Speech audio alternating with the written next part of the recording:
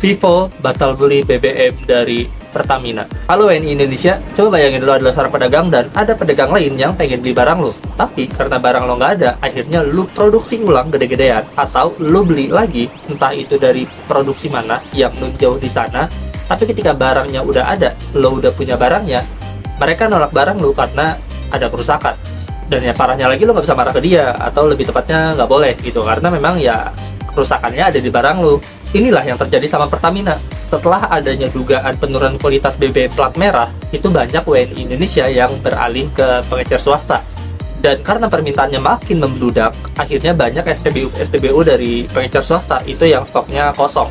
Nah, pemerintah WNI Indonesia ini ngarahin buat para pengecer swasta untuk nyerap impor dari Pertamina, dan Vivo yang paling cepat ngerespon ini gitu. Dari kesepakatan awal, mereka itu akhirnya beli 40.000 barel dari 100.000 barel minyak yang dipunya sama Pertamina.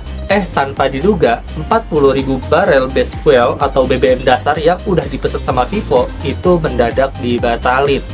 Kok bisa gitu sih? Terus dampaknya buat kita apa? Habis itu kelanjutannya gimana?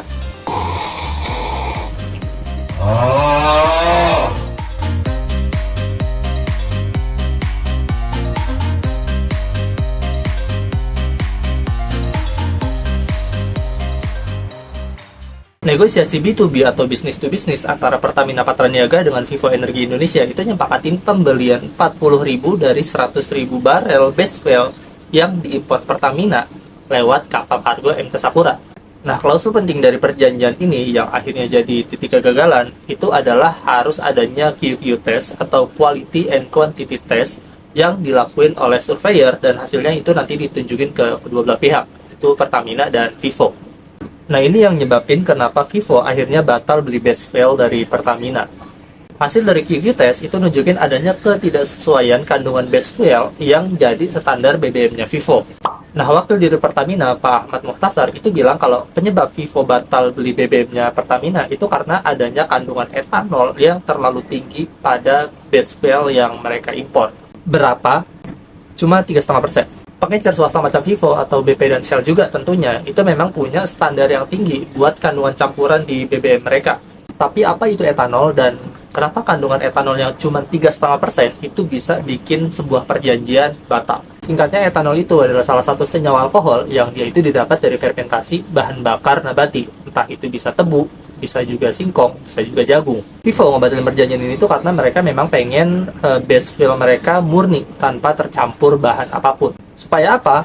Ya supaya mereka bisa nambahin sendiri aditif punya mereka sesuai sama standar, sesuai sama mutu, sesuai sama brand mereka. Kalau dari barang mentahnya aja udah kecampur, ya artinya mereka udah gak punya kendali lagi sama formulasi bahan dasarnya. Buat WNI Indonesia yang nggak tahu, etanol itu punya sifat hygroscopis, artinya mereka bakal nyerap air dari udara. Jadi kalau Vivo maksa buat ngolah base fuel yang udah ada kandungan etanolnya, walaupun cuma 3,5%, itu bisa berdampak buruk sama produk akhir atau produk jadi yang bakal mereka keluarin.